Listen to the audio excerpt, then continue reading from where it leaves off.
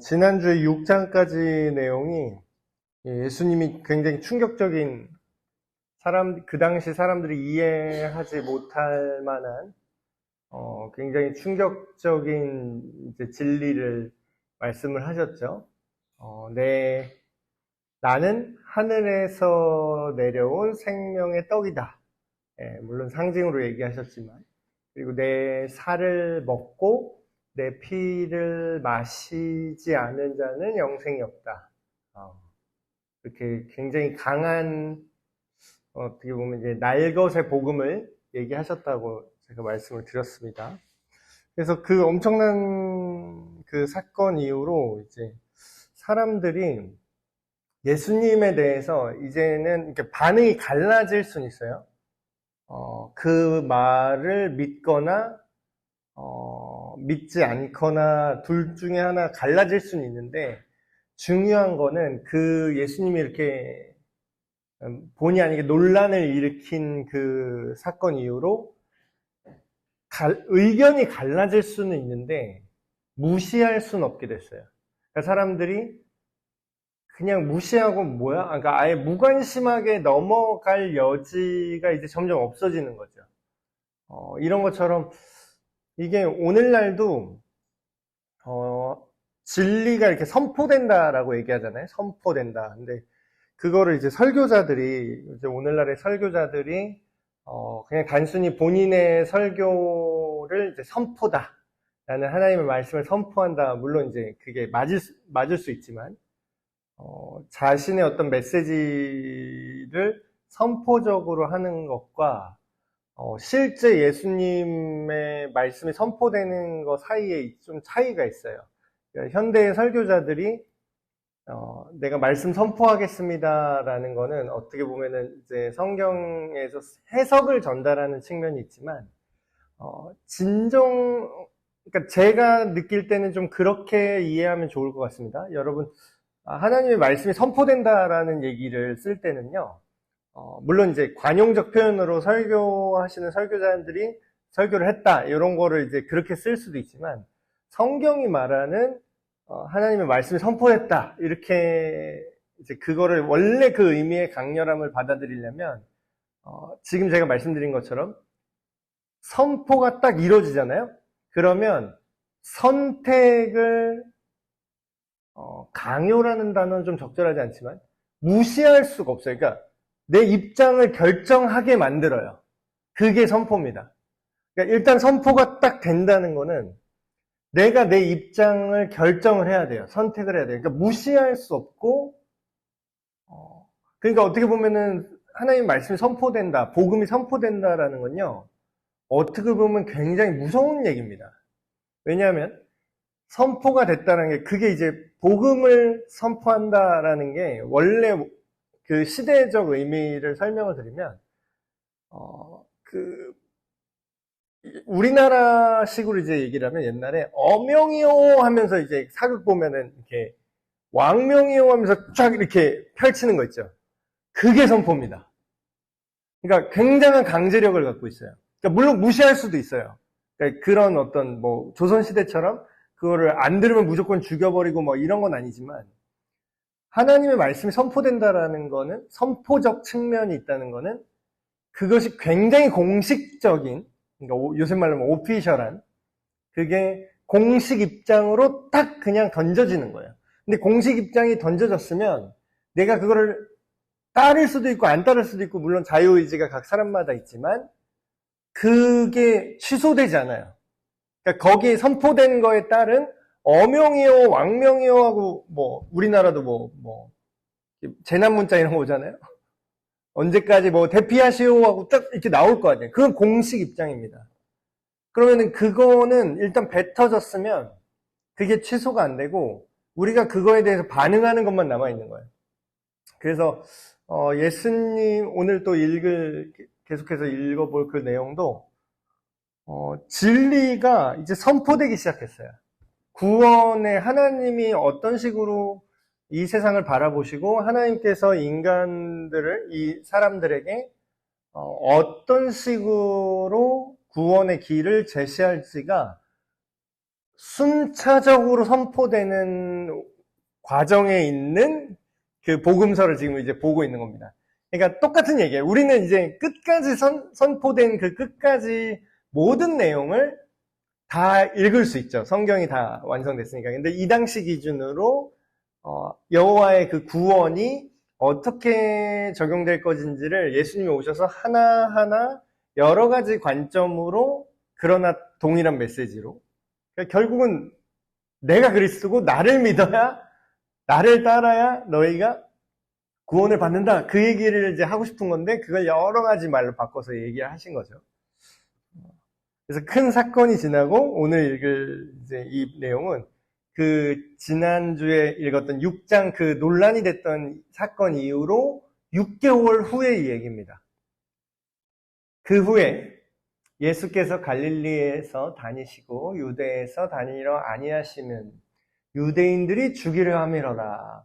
네, 이해되시죠? 지난주에 그 6장까지 내용을 보면 굉장히 원색적이라고 할까요? 돌려 말하지 않은 예수님의 내가 니들이 기다렸던 구원자 그리스도고 나의 어떠함으로 인해서 너희에게 이 생존, 너희들이 원하는 생존, 먹고 사는 문제, 영원히 먹고 사는 문제, 그런 것들이 달려있다라는 걸 굉장히 강력하게 얘기를 하셨는데, 제가 아까 말씀드렸죠? 선포가 딱 되면은 믿거나 굉장히 싫어하거나. 근데 이제 우리가 현대에 살면서 무관심한 사람이 굉장히 많은 것 같죠. 그 무교 비율이, 나는 아무 종교도 갖지 않는다라는 비율이 70%가 넘었대요. 우리나라도 이제. 옛날에는 우리 선배님 시대 때는 그래도 교회가 열심히 일을 했는지, 그때 시대적 상황이 어떤지, 그때 분들이 더 전도를 많이 했는지 뭔지는 몰라도 한때 우리나라 인구가 뭐 한 4천만 명 정도 됐을 때, 옛날에, 지금 좀 늘어서 5천만이라고 하는데, 그때 4분의 1이 기독교인이다 이런 얘기까지 있었어요. 기독교 인구 1,000만 막 이렇게까지 추산을 한 적이 있었거든요. 근데 지금은 우리가 무관심한 비율이 굉장히 늘어났죠. 근데 이제 우리가 이제 해야 될 건, 우리가 생각을 이렇게 하잖아요. 와, 그럼 큰일 났다. 안 믿는 사람이 이렇게 많아졌구나. 이렇게 생각을 하는데, 우리가 그런 식으로 접근하는 게 아니라, 그 얘기는 선포를 우리가 안 했다는 얘기입니다. 그러니까 복음을 전하지 않았다, 뭐 이것도 이제 맞는 얘기인데, 복음을 전할 때요, 그러니까 예수님 당신을 사랑하십니다, 이거는 선포가 아니에요. 그러니까 이게 틀린 말은 아닌데, 마치 이런 거예요. 엄용이요 하고 딱 얘기를 했는데, 왕은 당신을 사랑합니다, 사랑해서 이런 명령을 내렸어요, 여기까지밖에 얘기를 안 한 거예요. 그러면 이게 무슨 선포예요? 그러니까 어쩌라고, 사람들이 이걸 뭐라고 받아들이겠어요? 진짜 이게 선포가 되려면 엄영이요, 그래서 구체적인 내용이 있죠. 지금 이런 상황인데 백성들은 이렇게 해서 여기로 와서 이래서 왕이 이렇게 했으니 이제부터 뭘 어떻게 하시오, 이렇게 말한 이유는 왕이 여러분 백성들을 사랑하기 때문입니다. 이 전체가 선포잖아요. 근데 차 떼고 포 떼고, 이건 사람들이 부담스러워할 건데 빼고, 이거 안 들을 것 같아. 안 들을 것 같은 건 그 사람 사정이고, 선포는 온전하게 돼야 된다는 거죠. 근데 그렇게 선포가 온전하게 되면은 어떤 일이 벌어지냐면, 믿는 사람이 많아진다, 이런 건 굉장히 희망적인 얘기고, 무관심하는 사람이 확실하게 줄어듭니다. 그러니까 확실하게 잘 모르겠는 사람, 못 들어본 사람의 비율이 확 줄어들고요. 뭐가 늘어나면 믿는 사람이거나 그걸 정말 싫어하는 사람의 비율이 늘어납니다. 그 얘기를 하는 거예요. 예수님이 복음을 전할 때요, 다 믿질 않았어요. 그러니까 여러분 굉장히 위로를 받으셔야 돼요. 여러분이 복음을 전하고 전도를 하고 온전한 의미의, 전체적인 의미의 그 복음을 선포를 하셨는데, 거창하게 선포지 그냥 잘 전달을 한 거죠.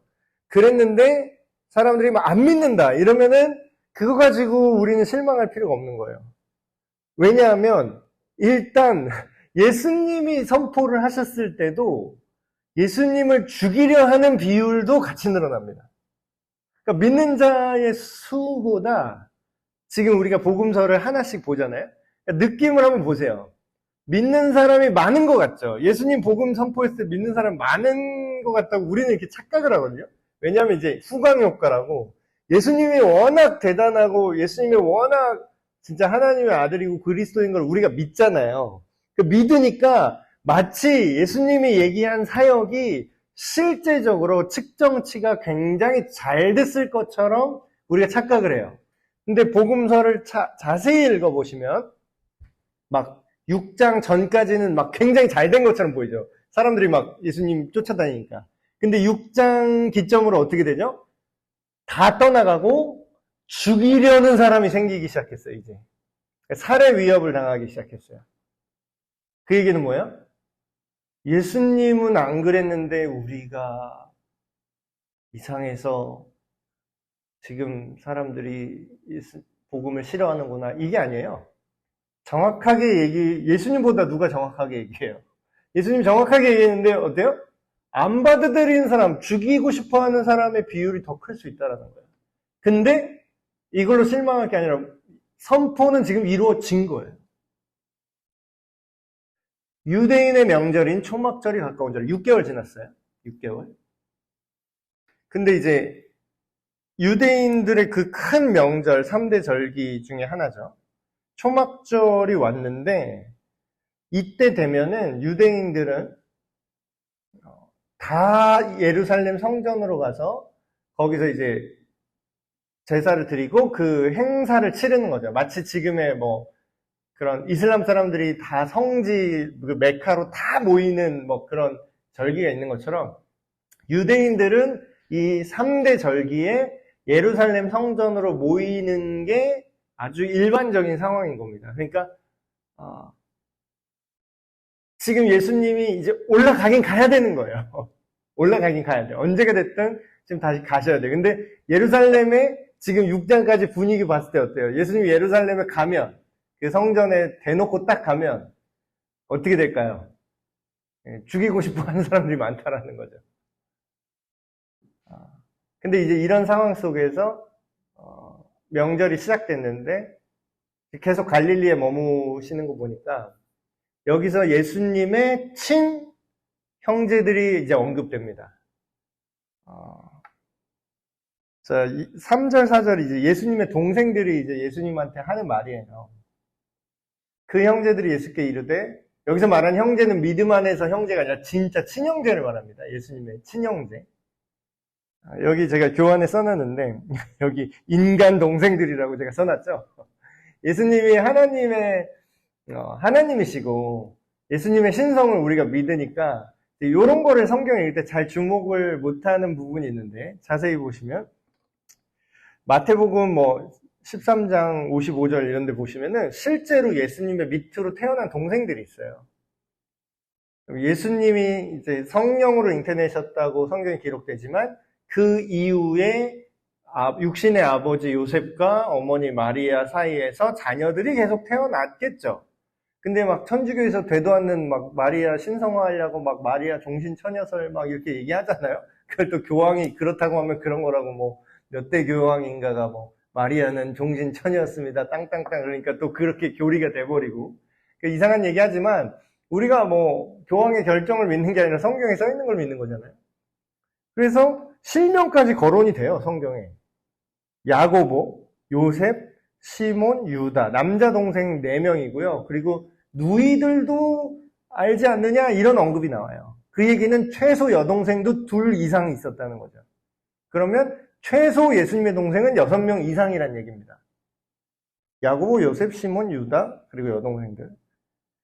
근데 이제 여기서 나온 이 야고보가 나중에 진짜 예수님을 믿어요. 여기서는 안 나오지만 나중에 진짜 예수님을 믿어서 그 동생 야고보가 쓴 책이 신약 성경에 있는 야고보서입니다.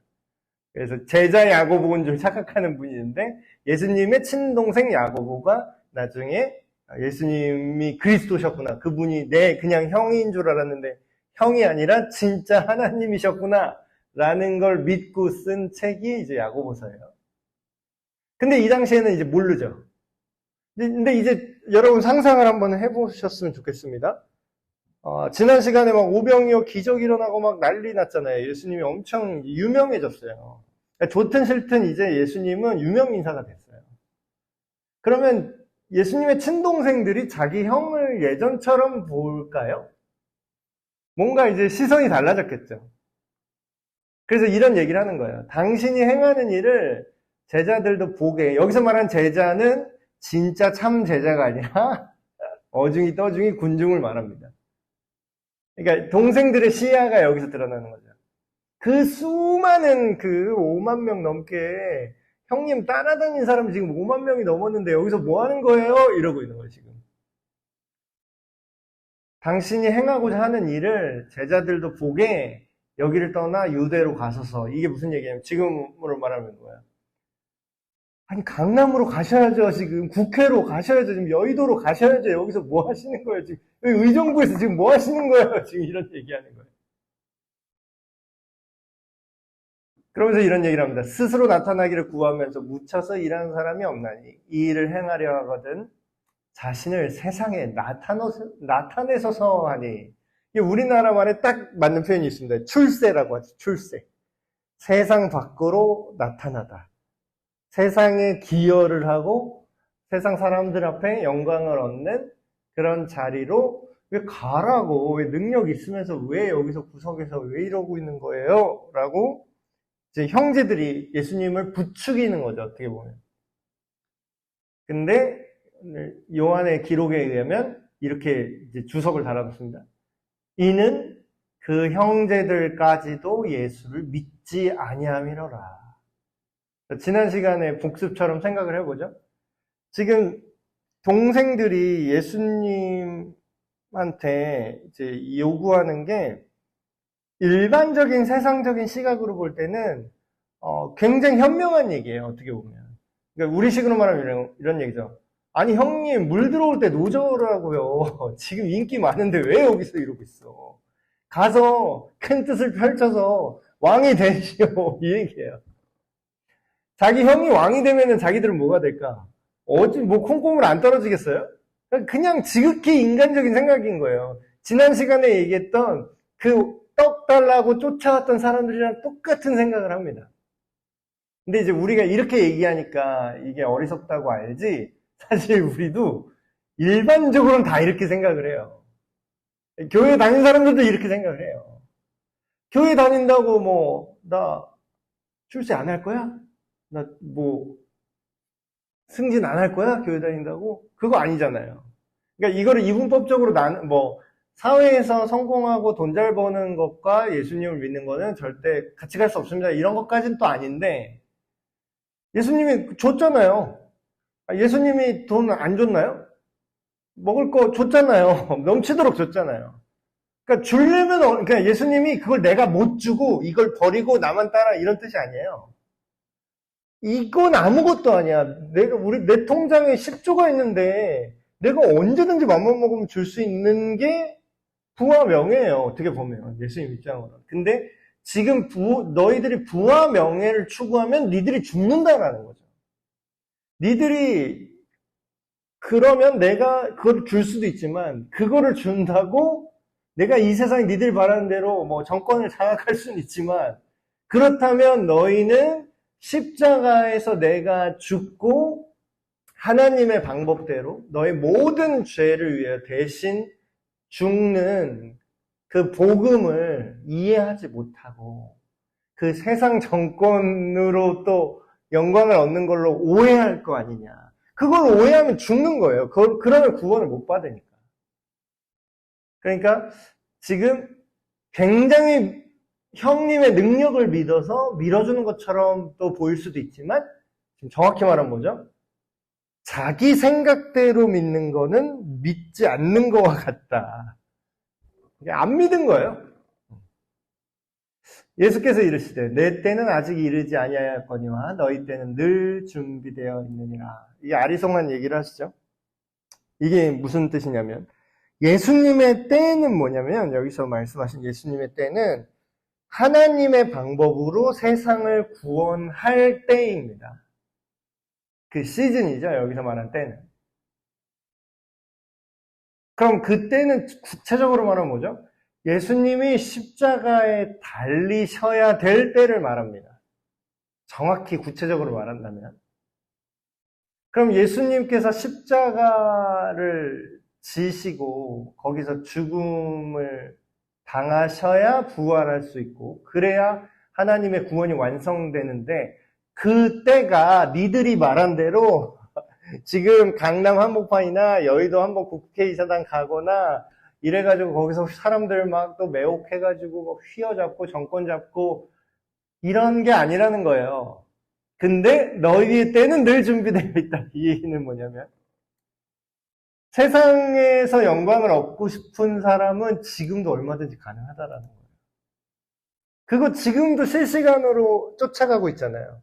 이거를 좀 넓게 해석해서 오늘날에 적용하면요. 이런 얘기입니다. 사람들은 늘 자기가 원하는 것들은 여전히 이 세상에 그대로 있어요. 그걸 그냥 언제든지 자기가 계속 쫓아서 살잖아요. 세상 사람들이 추구하는 가치가 지금 이 세상에 없습니까? 여전히 있어요. 아무 때나 있어요. 다 공부 잘해서 좋은 대학 가고 싶은 거 대학에 어디 도망가요? 여전히 있어요. 돈 많이 벌고 싶어, 나 성공하고 싶어, 땅 사고 있어요. 그게 어디 가요? 그 자리에 있어요. 그게 내가 아직 못 가져서 그렇지. 그런데 너희들이 원하는 어떤 욕망과 그런 권력은 여전히 늘상 이 주변에 있지만 예수님의 때는 그것과 다르다라는 거예요. 그러면서 이런 얘기를 하십니다. 세상이 너희를 미워하지 아니하되. 이거 굉장히 중요한 얘기예요. 근데 나를 미워한대요. 그 이유가 가관인 게 이는 내가 세상의 일들을 악하다고 증언함이라 이렇게 얘기해요. 아까 제가 말씀드린 거랑 일맥상통한 내용인데 여러분 우리가요 복음을 전했는데 무관심하거나 사람들이 그냥 이제 넘어갈 여지가 있다라는 거는 우리가 복음을 똑바로 전하지 않은 겁니다. 자, 오해하지 말고 잘 들으세요. 만약에요, 우리가 복음을 똑바로 전하면 우리는 진짜로 거듭나고 그걸 믿는 사람을 발견하거나 아니면 그걸 거절하고 떠나거나 심하면 우리를 공격하는 사람을 얻을 겁니다. 중간은 없어요. 물론 이게 반응이 이제 한 번에 확 오진 않겠지만 그 사람 마음속에서 딱 두 개로 갈라질 거예요. 자, 복음을 똑바로 전하면요. 그러니까 애매하게 전하면 미워할 일이 없어요. 그러니까 교회가 이런 얘기하면 굉장히 좀 생 얘기일 수 있는데 교회가 욕 먹으면 안 된다 이런 얘기가 반은 맞고요. 반은 틀린 말이에요. 왜냐하면 교회가 욕 먹으면 안 된다고 할 때 이게 맞는 말이 된다면 우리가 잘못하면 안 된다는 말이에요. 우리가 남들한테 무례하게 하거나 우리가 막 이 사회에 무리를 일으키거나 우리가 이 세상 사람들이 일반적인 도덕 기준보다도 못한 삶을 살면 안 된다는 말입니다. 교회가 욕먹으면 안 된다는 말이 긍정적으로는. 근데 아이러니하게도 모순적이게도 우리가 진심으로 복음을 전하잖아요. 가감없이 복음을 전하잖아요. 내가 그 사람들 기분 좋은 얘기만 하는 게 아니라 예수님이 스스로에 대해서 얘기하신 있는 그대로 전하잖아요. 그러면요, 세상이 우리를 싫어하게 됩니다. 이 얘기를 하는 거예요, 예수님이. 예수님이 당신을 사랑합니다 하면은 누가 싫어해요, 솔직히. 누가 싫어해요? 하나님은 당신을 향한 좋은 계획이 있으십니다. 관심이 없을 수는 있어요. 이러니까 관심이 없지. 아, 좋은 계획은 내가 더 잘 갖고 있어요. 안녕히 계세요. 이렇게 관심이 없어지죠. 근데 그 좋은 계획만 얘기하는 게 아니라 당신은 하나님 아니면 살 수가 없습니다. 그렇다고 불신 지옥 이렇게 무례하게 말하라는 건 아니지만. 그럼 뭐예요? 뭐야? 나보러 악하다고? 여러분, 복음을 정확히 말하면요. 지난주에 뭐 그런 얘기했지만, 모든 종교가 다 사이좋게 지낼 수가 없어요. 왜냐면, 예수님이 그거는 우상숭배라고 얘기를 하거든요. 예수님은 하나님 아버지 한 분 외에는 선한 존재가 없고, 다른 신은 없다라고 얘기하거든요. 근데 다른 신이 있대잖아. 그럼 뭐예요? 예수님의 말이 맞다면 자기들이 틀린 게 되는 거예요. 예수님이 뭐 안식일 논쟁도 뭐 얘기를 하겠지만 예수님이 이게 안식일의 정신이라고 딱 해석을 해서 딱 말을 했는데 자기가 거기 안 맞아요. 자기 생각은 그렇지 않은 것 같아. 그럼 뭐예요? 그럼 부딪혀요. 그러면요. 예수님이 있는 그대로 하나님의 뜻을 말할 때 반드시 악한 자들은 그걸 미워하게 되어 있습니다. 자, 이거 구체적인 예를 들어 드릴게요. 이렇게 얘기하면 또 뭐 너무 뭉뚱그릴 수 있지만, 제가 요새 글 막 이렇게 자기 생각 막 올리는 그런 SNS가 막 있더라고요. 그런 걸 이렇게 보는데, 자기가 예수를 자칭 자기는 그리스도인이래요. 근데 난 진짜 이상한 글을 봤어요. 내가 지금 똑바로 글씨를 읽은 게 맞나 싶을 정도로 이상한 글을 읽었는데, 그 사람이 자기가 그리스도인이라고 주장하면서 뭐라고 얘기하냐면, 성경은 혼 후 순결을 강조할 뿐, 혼 전의 순결을 강조하고 있지는 않다. 이게 성경이 말하는 진실이다. 나도 그리스도인이다. 이러는 거예요.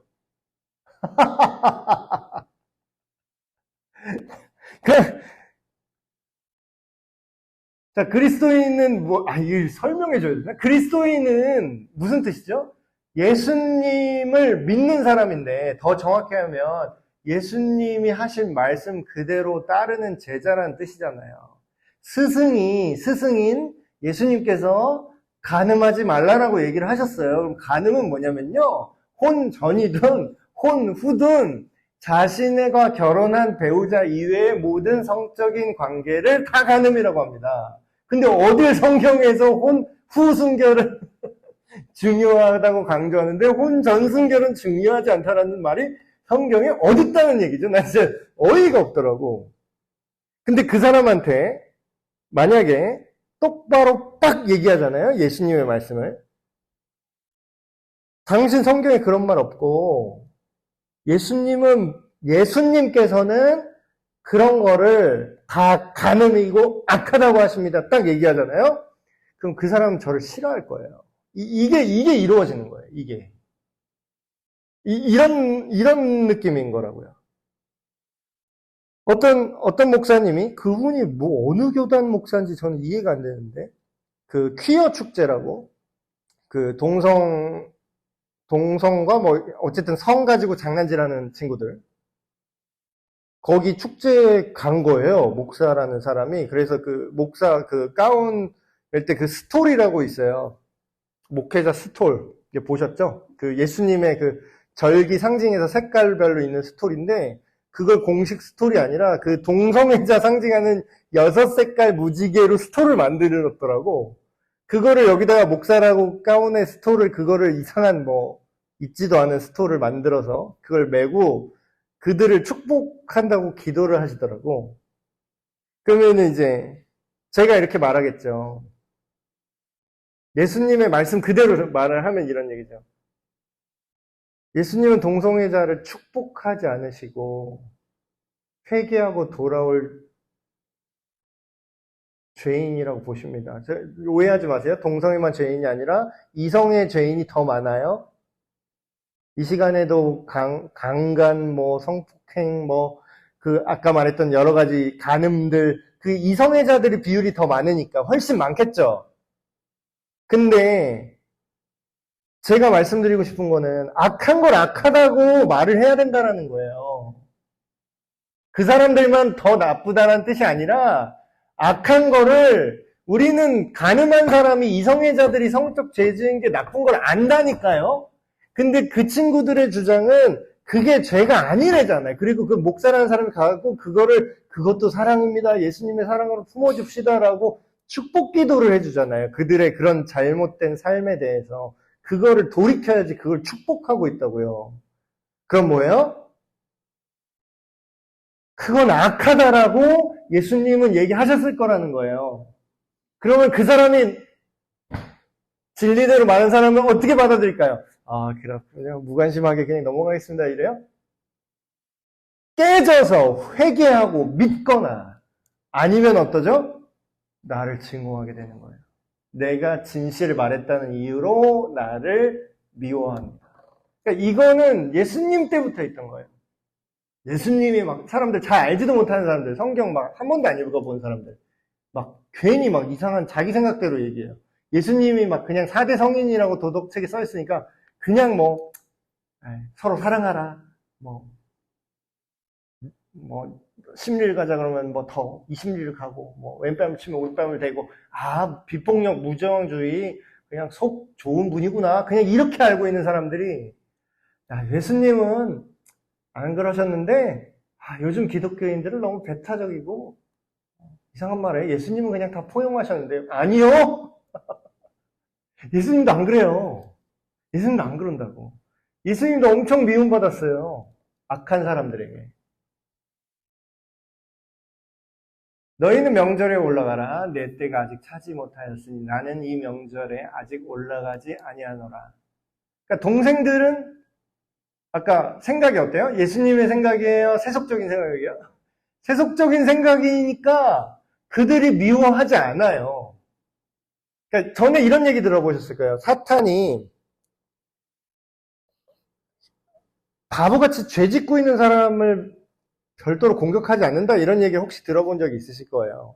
깨어있는 자만 공격한다. 살아있는 자만 공격한다.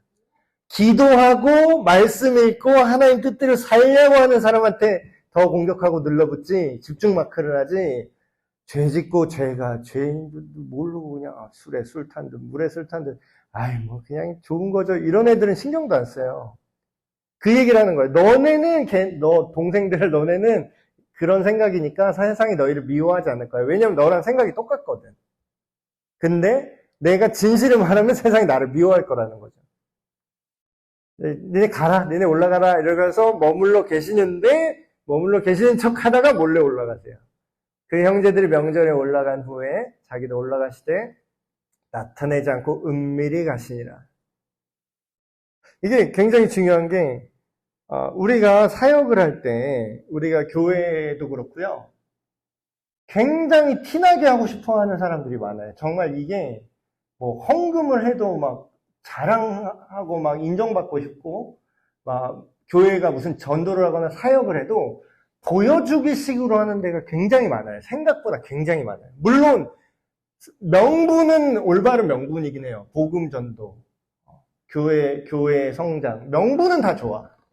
근데 진짜로 그렇게 하고 싶은 사람은요, 그걸 자랑하는데 그 에너지를 쓰지 않고요, 아무도 안 알아줘도 실질적인 일을 합니다.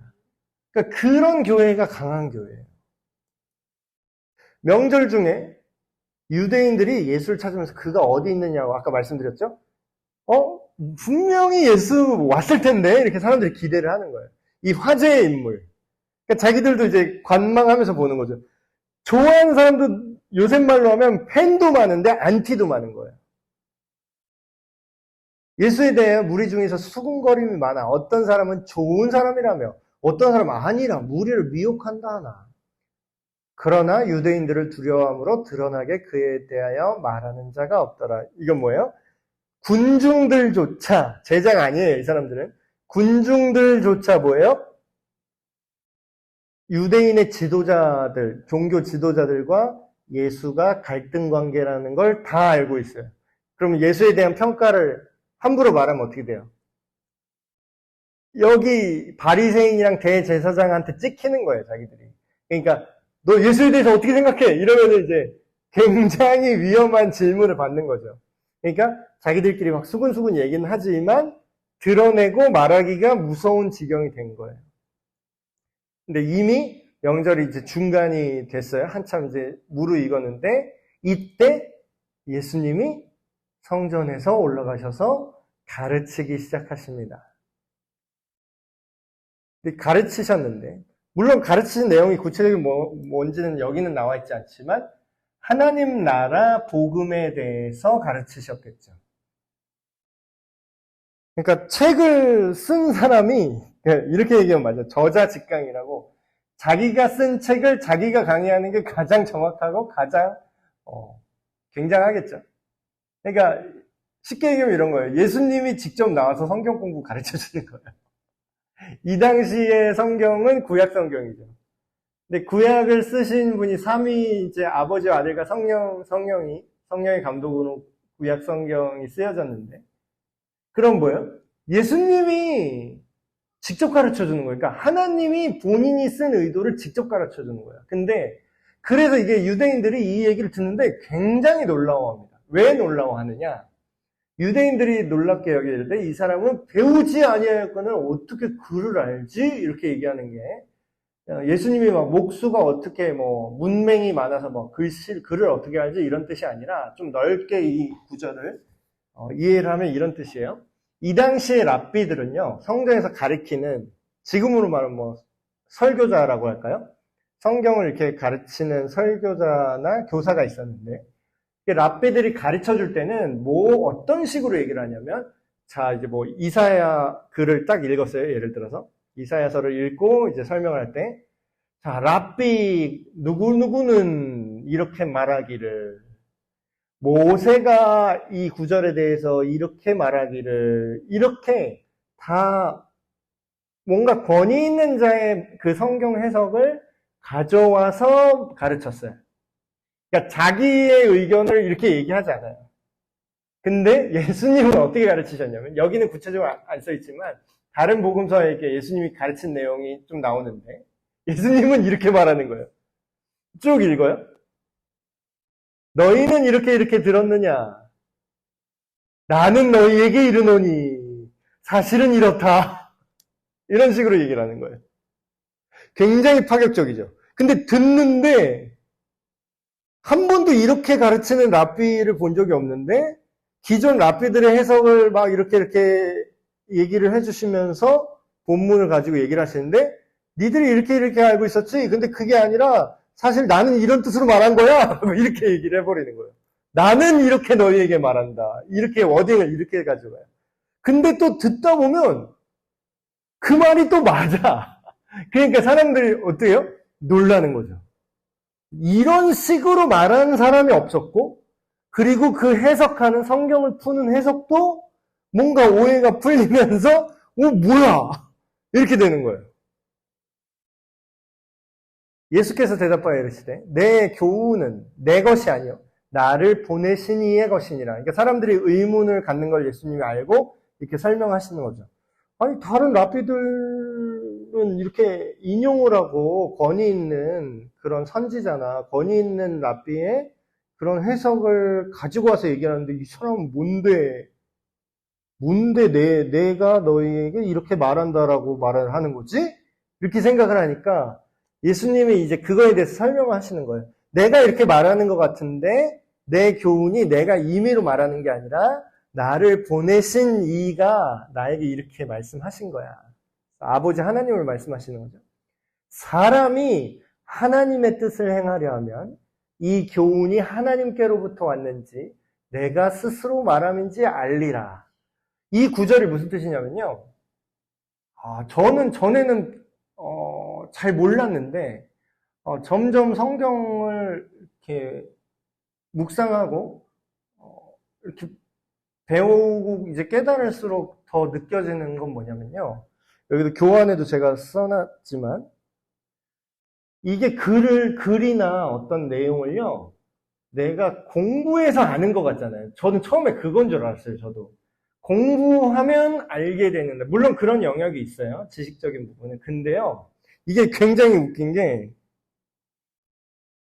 하나님의 말씀을 이해하는 사람들 있잖아요. 그러니까 진짜 머리로만 들어있는 게 아니라 진짜 그걸 믿음으로 받아서 삶이 변화되는 사람들 있잖아요. 성경을 읽어도. 똑같은 성경을 읽는데. 근데 그 사람들은 어떤 특징을 갖고 있냐면요. 그 사람들이요. 하나님의 뜻대로 살고자 하는 마음이 있어야 그게 이해가 돼요. 그러니까 다른 말로 하면 하나님을 사랑하는 게 우선입니다라고 얘기를 하죠. 하나님을 사랑하면요, 하나님의 뜻이 알고 싶고요. 그게 정말 지식으로만 알고 싶은 게 아니라요, 내가 그렇게 살고 싶어서 알고 싶은 거예요. 그럼 뭐예요? 그 얘기를 하는 거예요, 예수님이. 사람이 하나님의 뜻에 순종하고 정말 그걸 행하고자 하면, 다시 말해서 하나님을 사랑하면, 하나님을 사랑해서 그거를 순종하고자 하는 마음이 있으면, 네가 어떤 메시지를 들었을 때 그게 하나님으로부터 온 교훈인지 아니면 자기 마음대로 하는 얘기인지를 눈치챌 수 있을 거야. 그 얘기를 하는 거야. 자, 이 반대 예를 한번 생각해 볼게요. 어떤 사람은 저는 막 잘 모르니까 그런다고 생각을 했거든요. 근데 또 다른 측면이 있는 게 정말 몰라서 그럴까요? 성경을 읽을 때 이해가 안 되는 게 그냥 정말 그냥 지식적인 차원으로 이해가 안 되는 거는 그럴 수 있어요. 근데 동의가 안 되는 이유 중에 몰라서 동의가 안 되는 것만 있는 게 아니더라고요. 몰라서 동의가 안 되는 거는 차라리 다행이에요. 그건 알려주면, 뭐 예를 들면 지금 뭐 신앙 질문 같은 걸로 제가 답변을 주면 정말 몰라서 질문했던 사람은 이해를 하게 돼요. 근데 이 세상에 하나님 말씀을 몰라서만 안 하는 사람이 있는 게 아니라요. 여기 보면은 몰라서 분별이 안 되는 게 아니라 자기가 그게 싫어서 안 보이는 사람도 많아요. 자기의 탐욕과 자기의 욕망이랑 그게 부딪히는 거예요. 대표적으로 지금 얘기할 바리새인과 이 당시 이제 예수님을 거절했던 대제사장들은 그 사람이 성경을 몰랐을까요? 성경 외워요. 외웠다고요. 이 시대 사람들은요, 그 구두 전승 문화가 있어갖고, 외워서 말로 전달을 하던 사람들이에요. 옛날에 왜, 우리도 지금 스마트폰 이렇게 전화번호 막 다 잊어버렸는데, 옛날에 혹시 기억하세요? 전화번호 한 막 50개, 100개도 외우고 다녔어요, 옛날에. 번호 다 외워서 눌렀잖아요, 숫자 다 하나씩. 이거 있을 시대도 있었는데. 지금 생각하면은, 근데 지금 번호 외우는 거 한 3, 4개 되나? 다 까먹었어요. 그러니까 그런 거예요. 구두전승 문화는 우리 하다못해 옛날 시대만 해도 전화번호, 사람들 주소 다 머리로 다 외웠던 것처럼 이 당시의 랍비는요, 어마어마한 성경을 외우고 있습니다. 그러니까 걸어다니는 성경이라고 봐도 돼요. 몇 장에 뭐 어디 무슨 서에 무슨 내용이 있고 이거를 다 술술술술 말할 수 있어요. 그럼 이 사람들이 몰라서 안 믿을까? 아니에요. 정보가 없어서 안 믿는 게 아니라니까요. 나중에 다른 성경에 보면 이런 내용이 나와요. 아는데 예수가 죽어야 된다라는 거야. 자기가 예수를 죽여야겠다는 거야. 그 이유가 되게 가관인 게 자기 욕심이랑 지금 로마 정부랑 지금 우리가 이렇게 좋은 관계를 유지해서 우리의 어떤 이런 종교적인 권위가 인정받고 있다라는 거예요. 근데 예수가 자꾸 이 세대를 선동해서 흔드니까 지가 왕이라고 자꾸 주장을 하니까 황제가 나중에 우리 이스라엘 민족 손보러 오면 어떡하냐. 옛날에 그런 일이 있었거든요. 반란이 한번 일어나서 한번 싹 밟힌 적이 있었거든요. 이스라엘 백성들이. 어설프게 독립운동한다고 막 그러다가 싹 다 막 죽어나간 적이 있으니까 대제사장이랑 제사장들이 뭐라 그래요? 괜히 긁어부스럼 만들지 말고 예수가 그냥 얌전히 죽는 게 우리 민족을 위해서도 좋다 이렇게 얘기를 해요. 그 얘기는 뭐예요? 예수님이 메시아라서 예수님이 십자가에서 죽으셔야 우리가 산다라는 복음적인 고백이 아니라 자기의 탐욕과 자기의 욕망 때문에 예수가 모든 증거가 모든 구약 성경이 예수가 그 모세가 말한 그 선지자고 구원자 메시아라는 게 분명함에도 불구하고 그게 안 보이는 거예요. 그러니까 하나님의 뜻을 행하고자 하는 마음이 있어요, 없어요? 자기 욕심이 더 큰 거죠. 그러니까 그게 예수님이 하나님의 교훈을 말하는데 그게 그렇게 느껴져요? 안 느껴져요? 안 느껴지는 거예요. 스스로 말하는 자는 자기 영광만 구하되 보내신 이의 영광을 구한 자는 참되니 그 속에 불의가 없느니라. 이거 진짜 오늘날에도 자칭 하나님의 사람이다. 그러니까 여러분 일단 조심하셔야 될 게 어떤 목사든 목회자든 선교사든 지금 사역자든 여러분 앞으로 더 심해질 거니까 지금 미리 이제 경고를 드리는 겁니다. 진짜 하나님의 사람은요, 세례 요한같이 말을 해요. 세례 요한같이.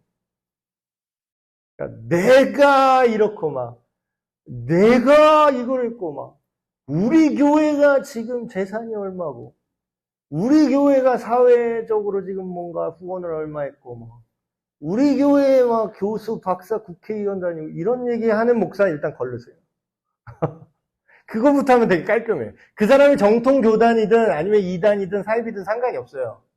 교단만 정통이면 뭐해. 이단 사입이, 그러니까 이 얘기예요.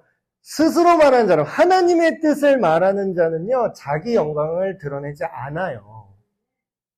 그리고 하나님의 뜻을 말하는 자들 중에 구약에 나온, 물론 인간은 아니지만, 천사를 한번 예를 들어보세요. 성경에, 구약 성경에 천사들이 아예 직접적으로 하나님의 메시지를 갖고 와서 얘기를 하죠. 여호와께서 이러시다 하면서 딱 얘기를 하잖아요. 그때 그 천사의 태도를 보세요. 그 천사가 마귀나 귀신이 아니라, 악한 천사가 아니라, 타락 천사가 아니라 진짜 하나님의 천사라면 세례 요한처럼 말합니다. 천사가 나타나니까 사람들이 놀라니까 엎드려 절해요. 구약 성경 잘 읽어보세요. 그럴 때 천사가 뭐라 그래요? 좋다, 내가 여호와의 천사다, 좀 더 해보렴, 이러지 않아요. 시겁하면서 나는 여호와의 천사고 오직 경배는 하나님만 받으신다. 나를 경배하지 마라.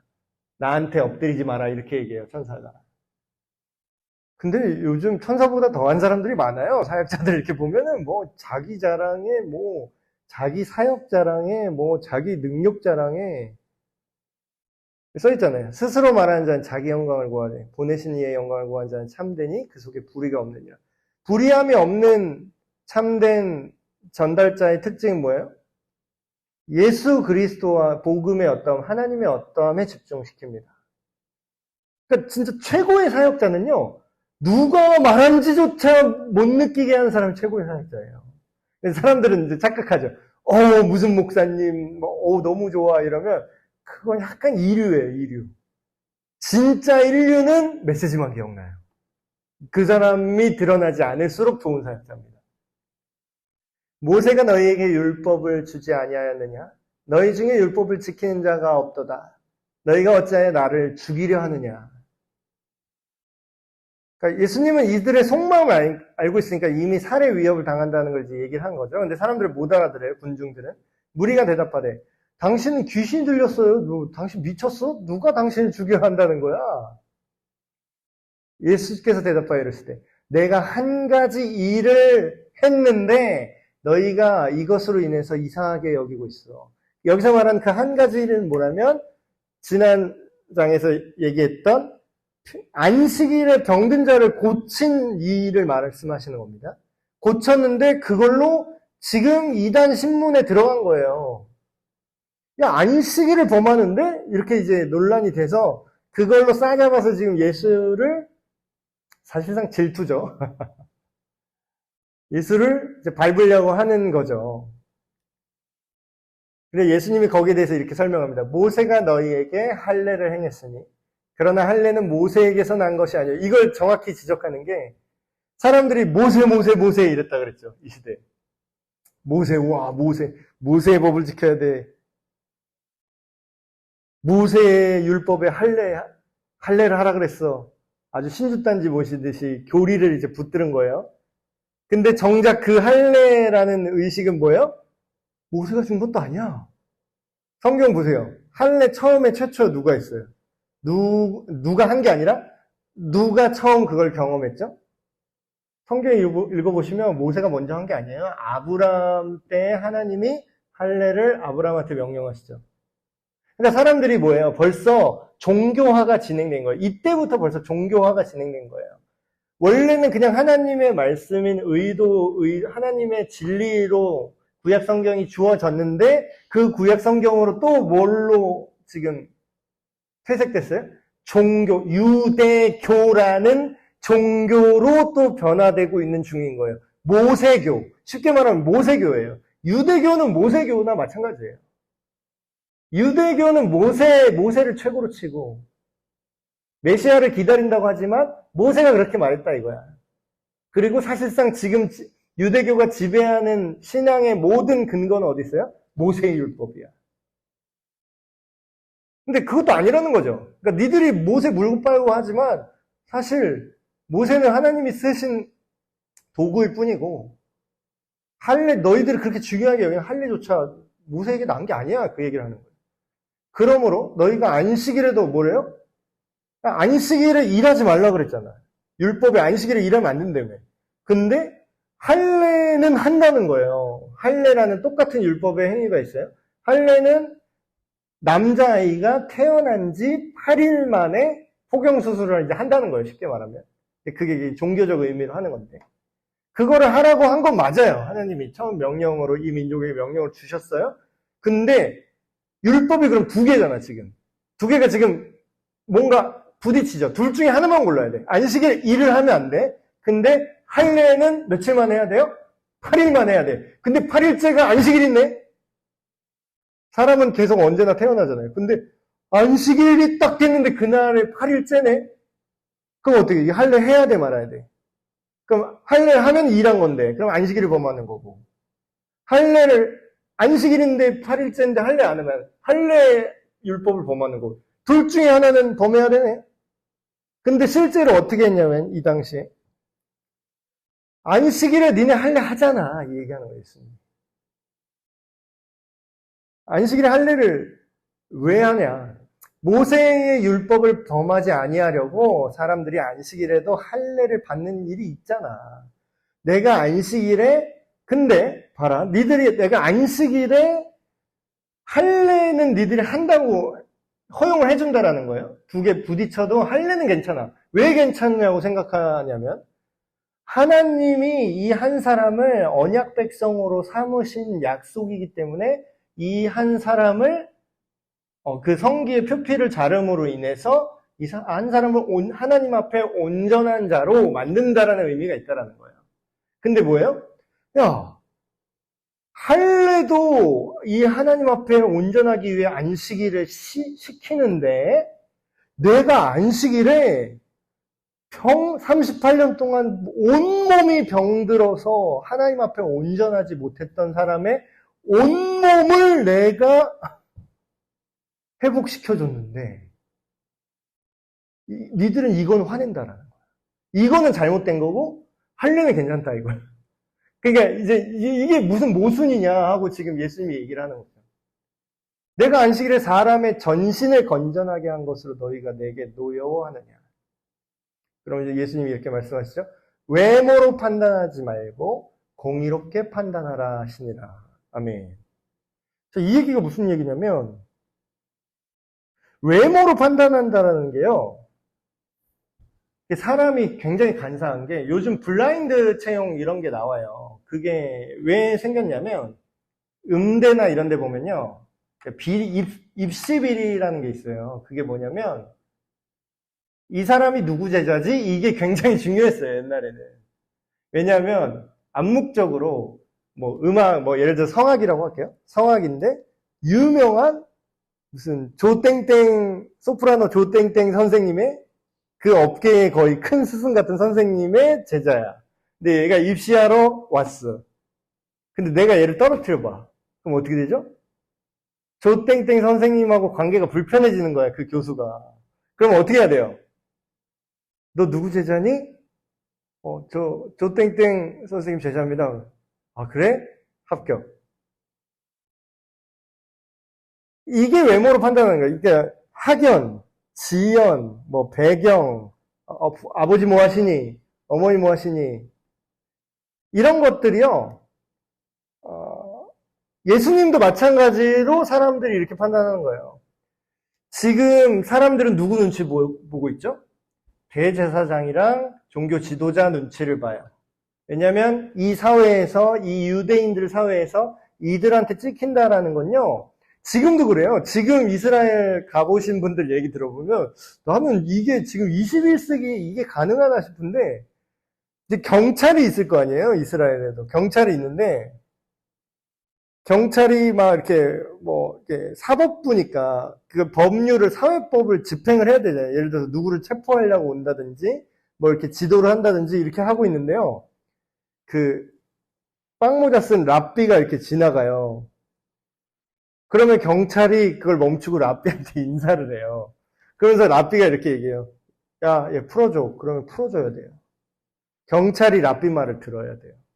이게 이해가 안 되죠? 우리식으로 말하면 전혀 이해가 안 되는데, 지나가는 목사님이 경찰한테 나 목사니까 이거 내 맘대로 하셔 이러면 그게 씨알이나 먹혀요? 그럼 어쩌시라고요?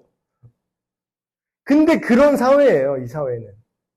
그러니까 지금 뭐예요? 예수님이 아무리 맞는 말로 율법을 똑바로 해석하고, 아니 그냥 있는 그대로 진실로 보면은 이 말이 맞잖아요. 예수님 말이 맞잖아요. 안식일에 할례는 해도 되는데 왜 병을 고쳐주면은 그게 왜 불법이 되는 거예요?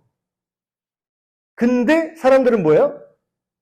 이 배경으로 판단한다는 거예요. 예수님은 뒷배가 없는 그냥 30대 청년이고, 지금 유대인 종교 지도자들은 실권자이기 때문에 이 사람 말대로 판단을 하려고 한다는 거죠, 사람들이. 그래서 예수님이 공의로 판단을 해봐라, 이렇게 얘기를 하고, 오늘 이제 말씀이 여기까지 끝났네요. 자, 오늘 또 두 가지 제목으로 말씀 붙들고 기도를 했으면 좋겠습니다. 첫 번째 기도 제목은요, 예수님의 동생들이 했던 말, 그런 생각들 있잖아요. 그게 굉장히 쉬운 길입니다, 사실.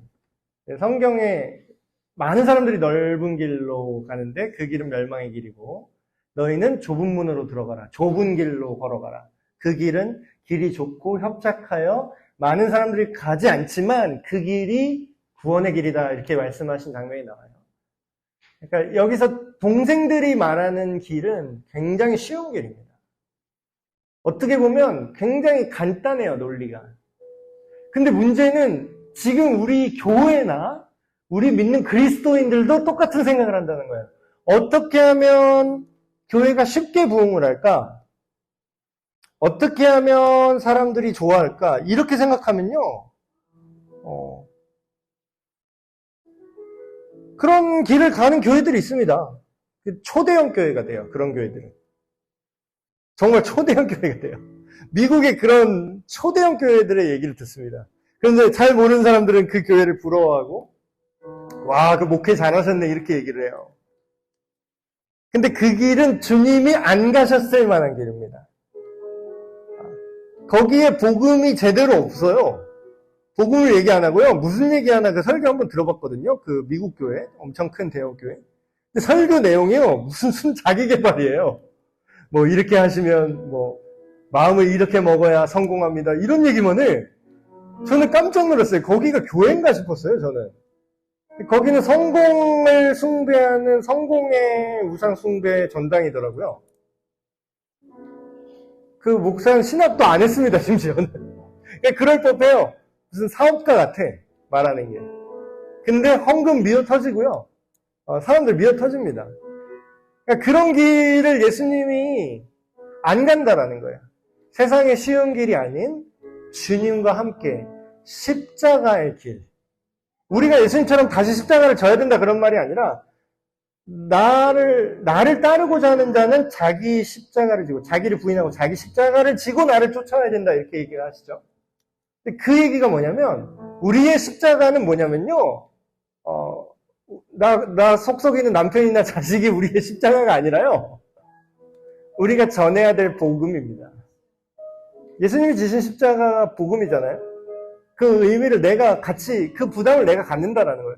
여러분, 사람들한테 복음을 있는 그대로 얘기하면, 예수 믿고 천국 가세요, 이 얘기만 복음이 아니에요.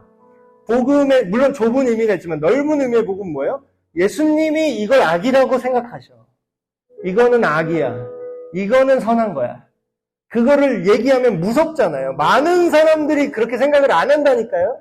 이 시대 사람들이 이제 그렇게 생각을 안 해요. 간음을 간음으로 생각을 안 해요. 요즘 시대 사람들은.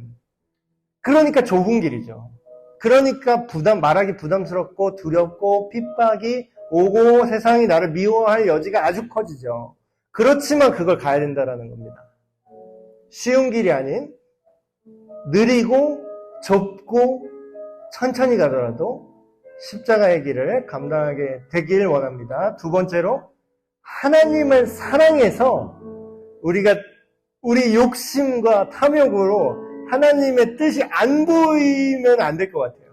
하나님을 사랑해서 그 진리가 보이게 되고 그것을 순종하고 싶어지고 그걸 따르게 되길, 이런 우리가 되길 이 시간 한마음으로 기도하시겠습니다.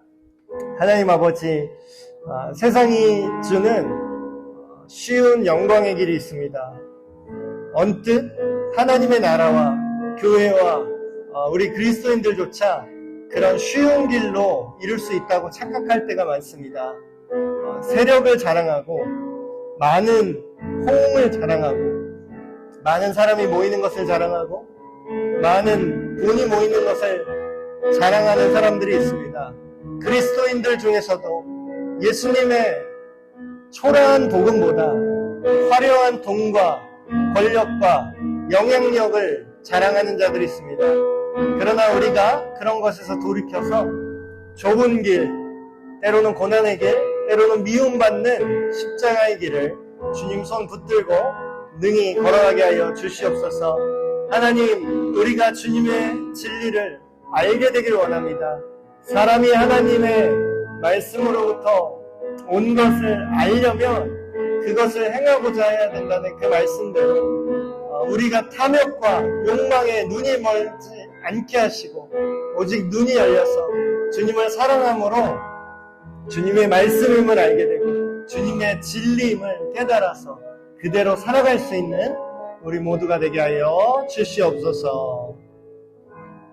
하나님 아버지 감사합니다. 오늘 요한복음 7장 말씀을 통하여서 오늘날 우리에게도 말씀하시고 우리의 삶이 온전한 복음과 온전한 하나님의 말씀을 따르는 것으로 인해 때로는 세상의 오해를 받고 때로는 세상의 미움을 받을지라도 오직 주님의 진리를 전하고 그 안에서 많은 영혼을 구원의 길로 인도하는 우리가 되게 하여 주시옵소서. 모든 말씀 우리 주 예수 그리스도의 이름으로 기도하옵나이다. 아멘.